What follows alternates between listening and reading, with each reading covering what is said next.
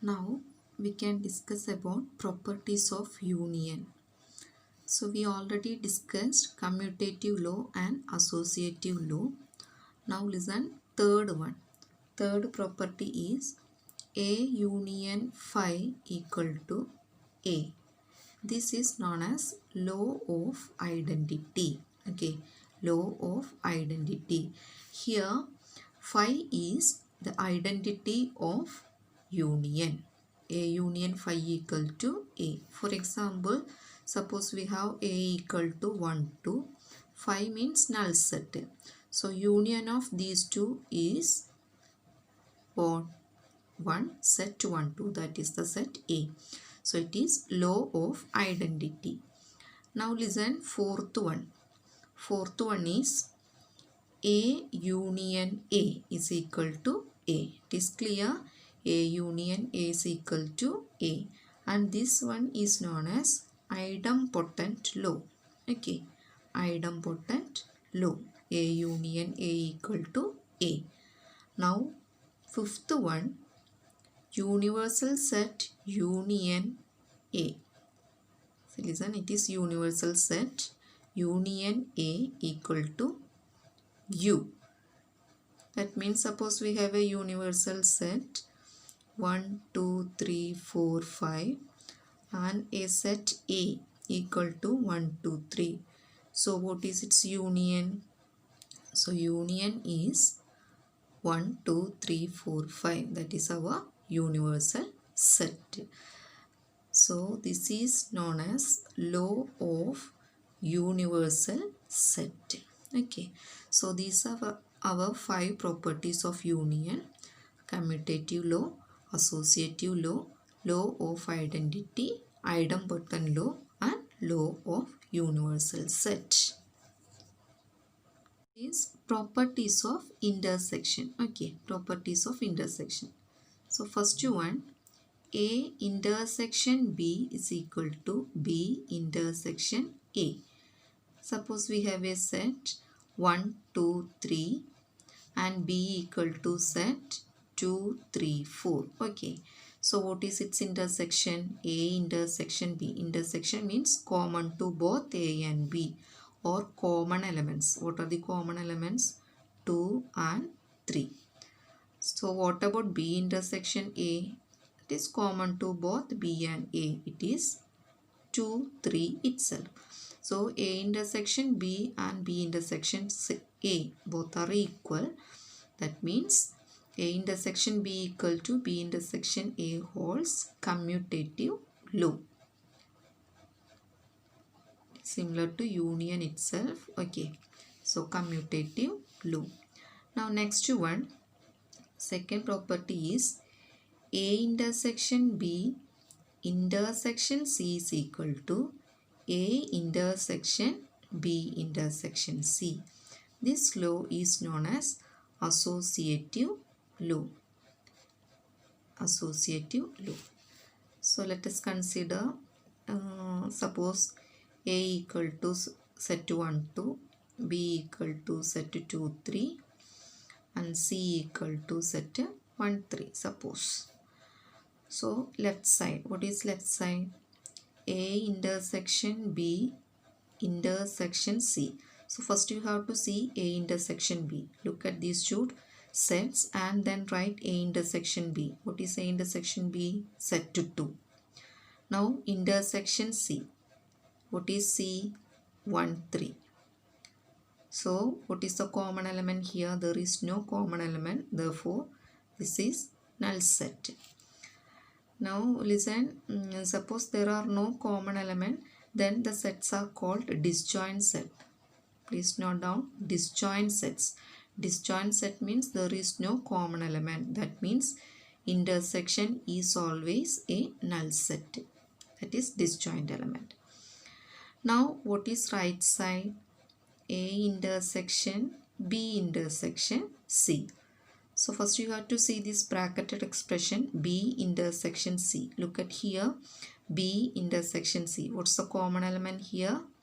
3. So set 3. Now intersection with A. What is A? 1, 2. So 1, 2 intersection 3. Is there any common element? No. So it is null set. So left side and right side both are equal to null set, and therefore A intersection B intersection C is equal to A intersection B intersection C. This law is known as associative law.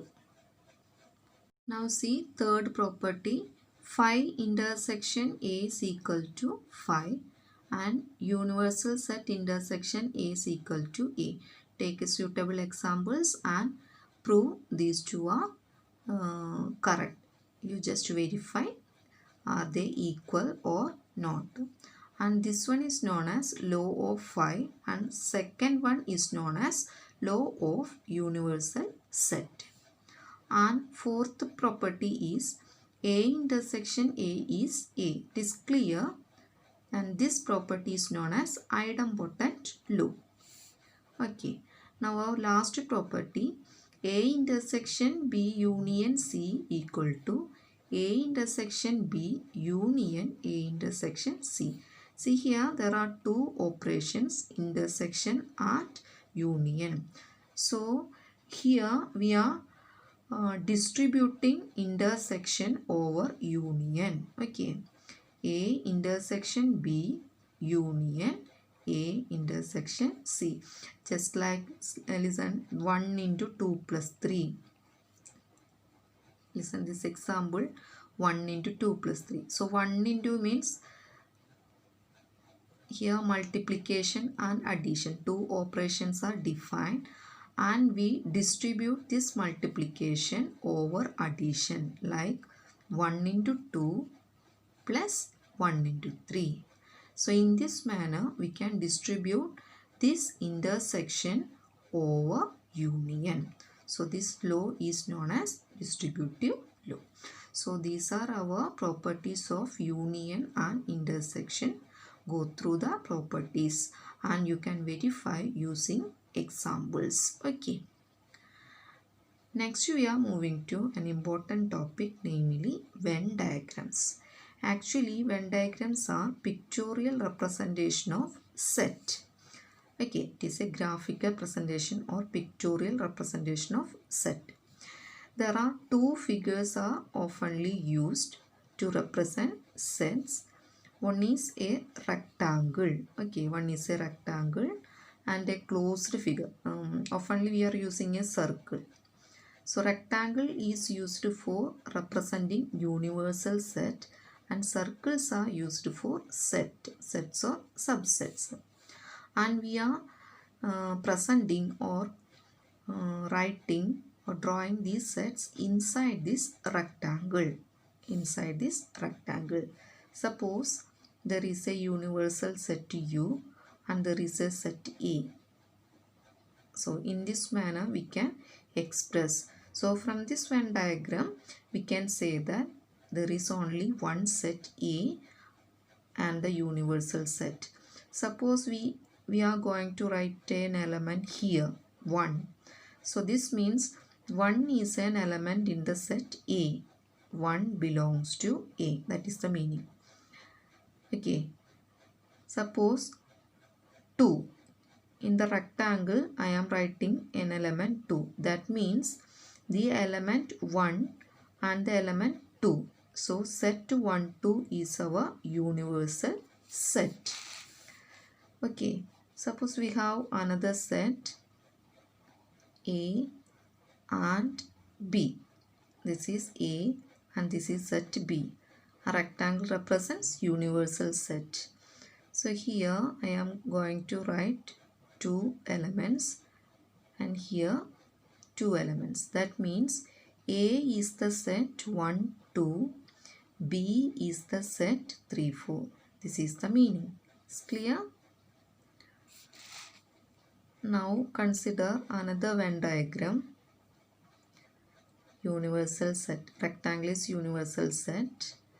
This is set A and C. This is set B. Now A is 1, 2, 3.